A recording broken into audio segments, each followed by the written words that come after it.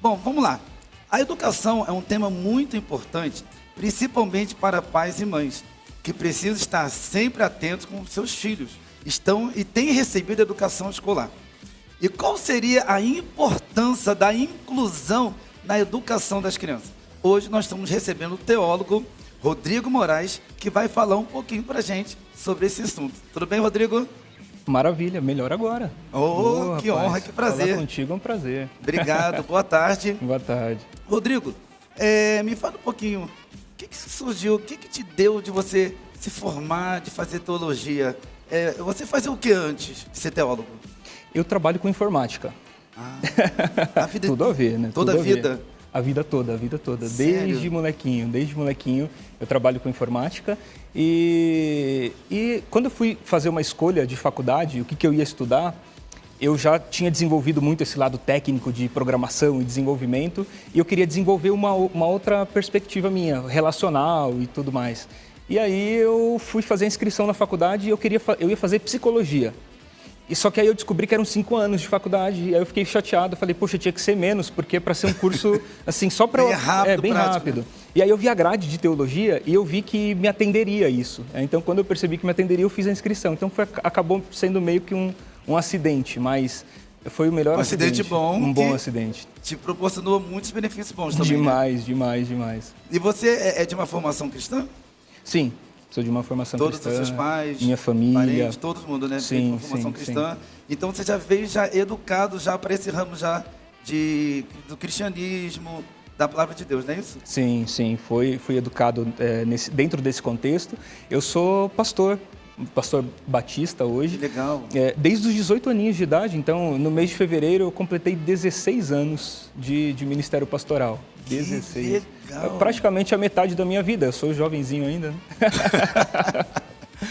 Bom, Rodrigo, o tema que nós vamos abordar hoje aqui fala a respeito da educação que os pais precisam dar para os seus filhos e sobre a inclusão das crianças nas escolas. Nós temos visto, até mesmo na própria palavra de Deus, ela fala um versículo que diz: instrua o menino, no caso, a criança, no caminho que se deve andar, para que quando ele crescer, ele não venha se desviar ou então se afastar da presença de Deus. E nós temos visto que dobrou agora depois da pandemia, que os pais têm ficado muito sobrecarregados com seus afazeres domésticos, profissionais, principalmente os homens, o pai, no caso, tem dobrado a carga horária de trabalho, pagar conta, pagar empréstimo, em geral. E tem deixado um pouco de reeducar os seus filhos. E eu tenho visto também que as mães, quando estão, que têm a sua profissão, e chegam em casa, vão fazer a janta, preparar a janta para a sua casa, o filho, quando vai pedir uma atenção, começa a chorar, já empurra o quê? O celular. Ou então empurra o tablet porque eu não posso dar atenção agora. Nós temos visto muito isso. O que você nos diz, com base na teologia, a respeito dessa educação que os pais têm dado para os seus filhos? É uma boa reflexão, porque realmente a gente vive meio que uma terceirização da educação, né? É como se nós passássemos a responsabilidade que nós temos como pais para terceiros. Então, é a televisão, é o Sim. YouTube, é o celular e etc. Agora, qual que é a importância de se educar a criança dentro desses princípios, né? A religião cristã e outras religiões, elas têm um fundamento. A base angular das religiões são o amor a Deus, o respeito a Deus, o temor a Deus, portanto, é a consciência de que existe alguém superior a você e, portanto, eu não sou dono do mundo e eu não posso fazer o que eu quero, e também a ideia do amor e o respeito ao próximo. Né? Sim. Então, o marco, por exemplo, da religião cristã são as palavras de Jesus dizendo: ame o Senhor teu Deus sobre todas as coisas e ame o teu próximo como a si mesmo. Então, imagina eu educando uma criança, ensinando para ela amor e respeito, ensinando para ela limites, ensinando para ela que existe alguém a quem eu devo satisfações e que eu não sou dono do mundo e eu não posso fazer o que eu quero, a nossa sociedade seria bem melhor, com certeza. E qual que seria hoje, então, Rodrigo, o papel social da religião em nossas vidas? A religião ela tem uma força de mobilização muito grande. as pessoas hoje, elas se reúnem ao redor de uma comunidade, por exemplo, né? De uma igreja. Então, a força que a igreja tem, a responsabilidade que a igreja tem sobre o local em que ela está inserido é muito grande, porque ela tem o poder de mobilização. Então, imagina que você tem uma pessoa na comunidade tentando fazer o bem. Ela está tentando ajudar quem necessita, principalmente nesse período de pandemia, que a gente teve muita gente desempregada e tal. E ele está correndo sozinho para lá e para cá e levanta a cesta básica e pega alguma coisa e tenta ajudar as pessoas. Agora, imagina você fazer isso numa capacidade expandida em 100 pessoas, 200 pessoas, 500 pessoas. Então, a igreja tem um poder de mobilização e, junto com esse poder, ela tem uma responsabilidade. Tem um versículo apócrifo que fala isso, né? Que por trás de grandes poderes existem grandes responsabilidades. Isso é verdade. E por que a religião, Rodrigo, como eu tinha falado no começo, a respeito do versículo, instrua o menino no caminho que se deve andar, para que quando crescer não venha se desviar da presença de Deus. Você, como teólogo, como a gente vê a religião como importância para as crianças? A importância dela, eu acredito que ela se dá muito mais nessa formação de respeito, na formação de convivência, no intuito de se gerar comunhão. Tem uma pesquisa, depois quem está vendo a gente em casa quiser procurar aí no Google, tem uma pesquisa do ICP, que é o Instituto Cristão de Pesquisas, em que eles entrevistaram pessoas, e muitas pessoas fazendo coleta lá mesmo de pesquisa, em que pessoas que frequentam a igreja, pessoas que fazem parte de uma comunidade religiosa, não só aquelas que vão de vez em quando, que faz parte de uma comunidade religiosa. Essas pessoas, elas tendem a ser melhor empregadas, ter os filhos mais bem educados, ter sucesso no casamento, na sua carreira profissional, exatamente. Em todas as áreas, em todas as áreas. Isso, né? Eu tenho visto muitas entrevistas dos artistas, não vou dar nome aqui, que até perguntam que esses artistas têm as suas religiões, né, independente se é espírita, se é católico, se é cristão, e aí pergunta-se para os filhos, né, qual que é, se hoje você é uma espírita, então se hoje você é um católico, perguntando para o artista, você vai doutrinar também o seu filho na mesma religião que é a sua? Aí os artistas respondem assim, não, quando ele crescer, ele vai decidir por si próprio. É certo uma pessoa responder uma pergunta dessa? Que aí a pessoa, porque se os pais deixar os próprios filhos, isso eu falo, nós não estamos aqui abordando profissões e nem opções sexuais, nós estamos aqui abordando a respeito de uma fé. A fé é única, que é Deus, estamos falando de Deus. Estamos falando aqui o que eles vão fazer acerca da sua religião. Mas quando a gente profere a palavra Deus, que é um só, eu não tenho que deixar o meu filho escolher o que ele quer ser, porque ele pode acabar sendo um ateu. Concorda comigo? Na verdade, acaba não tendo nem muito sentido lógico isso. Porque ou você vai influenciar o teu filho sobre aquilo que você acredita e a forma como você enxerga o mundo, ou outras pessoas o farão. Então, de alguma forma, ele vai ser influenciado. Nós somos fruto do meio. Isso é uma verdade. Então, quem eu sou hoje tem muito a ver com quem eu caminhei, quem interferiu na minha vida. Conselhos que você recebeu lá atrás. Ótimo, isso mesmo. Porque aquilo que você falou, porque quando nós recebemos, somos doutrinados pelos nossos pais de uma forma, na formação do nosso caráter, é aquilo que eu tenho para poder fornecer, seja na área amorosa, seja ela no meu profissional, seja ela no meu dia a dia de convívio com as pessoas. Porque se eu não tiver uma base de uma formação de caráter, eu não vou me dar bem no amor, eu não vou me dar bem profissionalmente, eu não vou me dar bem no meu relacionamento, não é isso? Sim. Por isso que nós somos fruto do meio mesmo, né? Então, é muito relacionado à seguinte questão, né? Com quem que você está andando? Quem que está ao teu redor? E os pais precisam assumir essa responsabilidade, porque se eles não assumirem essa responsabilidade, alguém vai assumir no lugar deles. E isso é a terceirização da educação. Então, às vezes, existe um receio muito grande, eu não quero interferir na cosmovisão do meu filho. Mas você é o pai, então você precisa interferir na cosmovisão do teu filho. Você precisa construir para o teu filho o mundo em que ele vai viver. É uma obrigação dos pais isso. Isso eu nem chamaria de doutrinação. A gente pode chamar isso mesmo de pura e simples educação.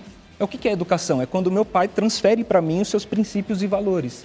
Então, o meu pai me ensinou, segundo o que ele entende, o que o mundo é.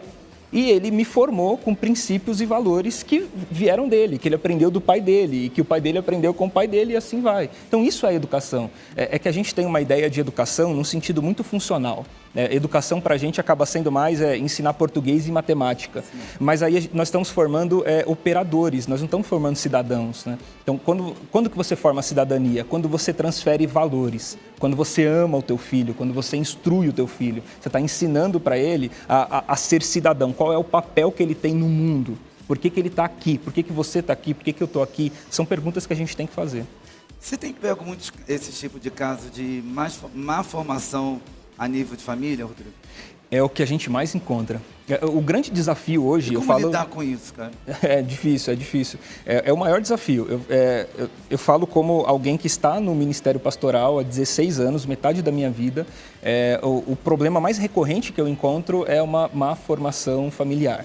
Pessoas que não têm referência de pai, porque teve um pai ausente, pessoas que não têm referência de mãe e papéis confusos. Então, isso é muito crítico, isso é muito problemático, porque as pessoas começam depois a evidenciar esses sinais à medida em que chega na adolescência, em que entra na fase adulta, e isso interfere em muitas coisas. Então, é um problemão, realmente, é um desafio. E ontem eu estava vendo um programa que os filhos com a falta de pai, no caso paterno, tem sido absurdo aqui no Brasil, né? Muitas mulheres têm sido mãe e pai ao mesmo tempo, e os filhos têm sido criados pelas mães, né? E a falta de pai tem sido muito grande, absurda.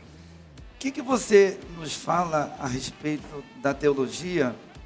Uma mãe que ela cria o pai, o filho ao mesmo tempo, como que será o desenvolvimento do filho no sentido do filho homem, né? Da menina não, porque da menina tem ali a educação da mãe, mas do homem, como é que perante a teologia, o que você nos fala sobre isso?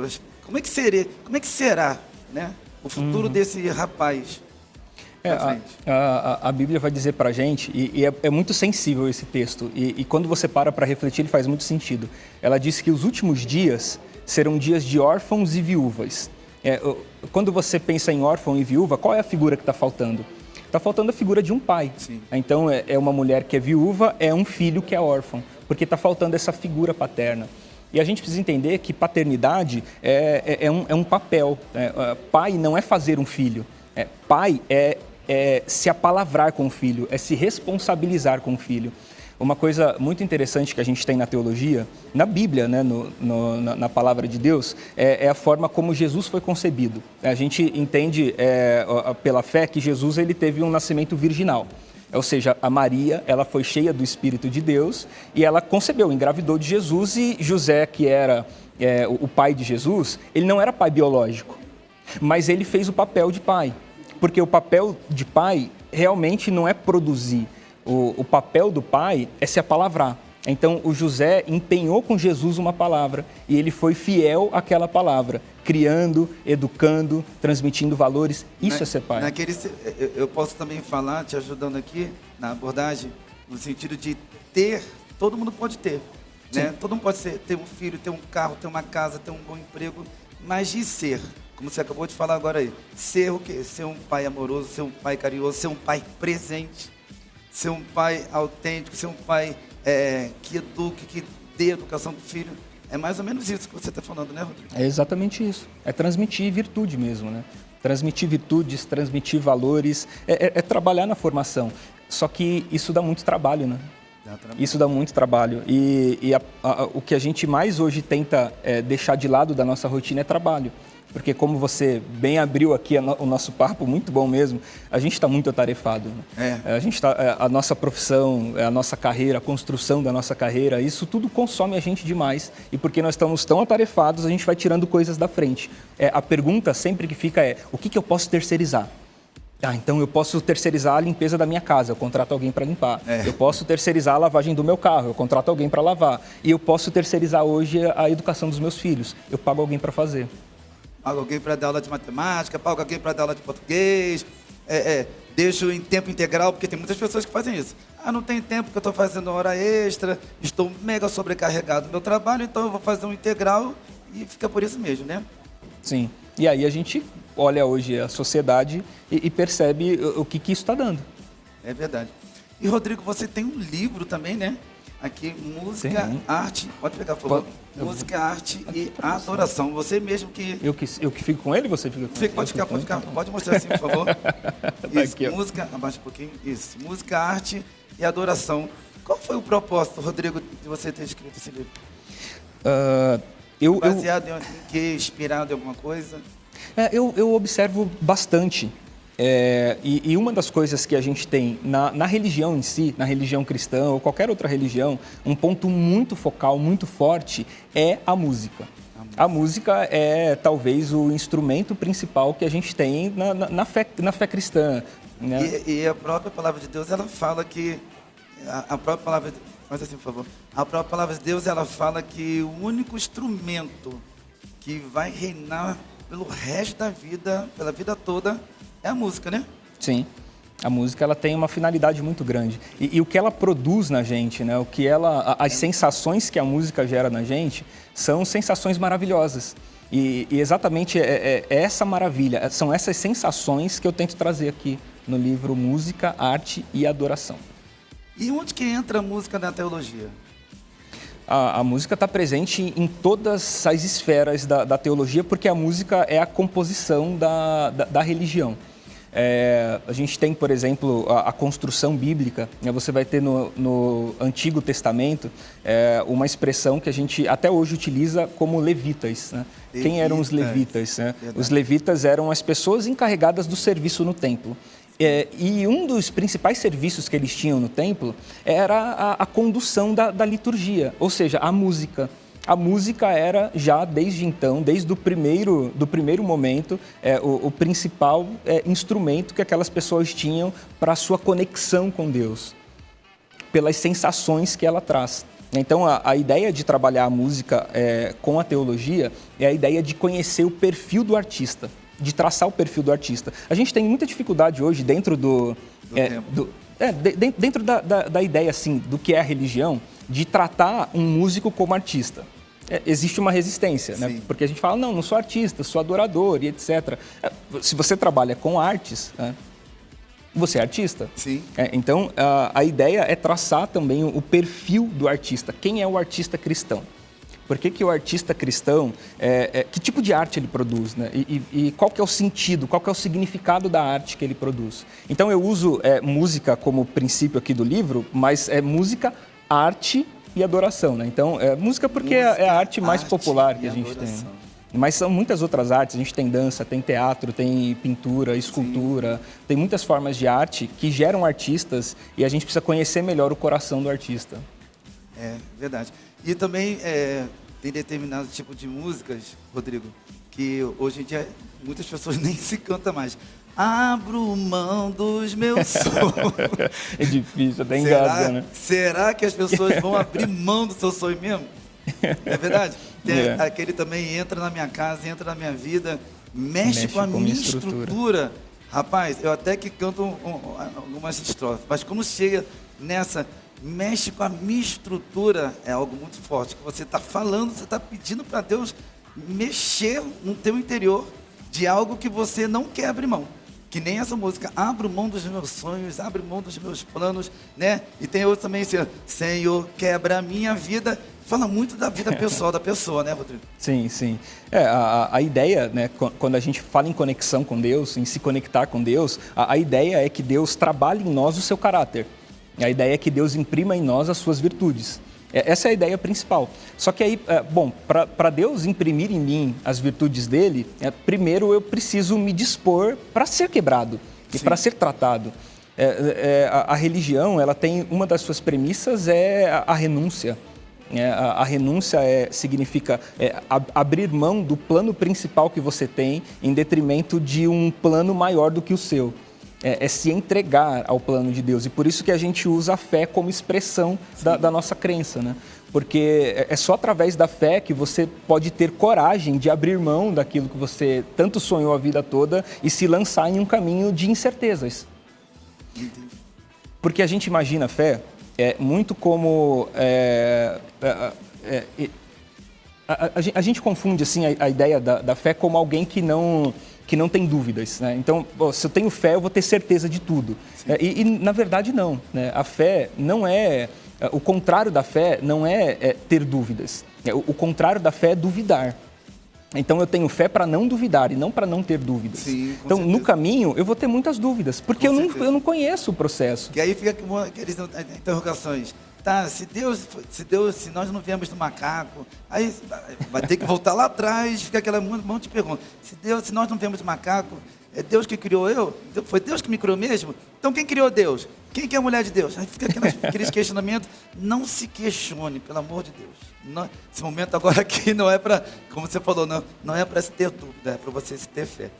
Rodrigo, aqui, graças a Deus, na programação da TV Família, nós temos o Patati Patatá, que tem trazido muita alegria para as criançadas e tem educado. A programação da TV Família de manhã é bem educativa, com referências bastante assim na educação das crianças e também na educação familiar.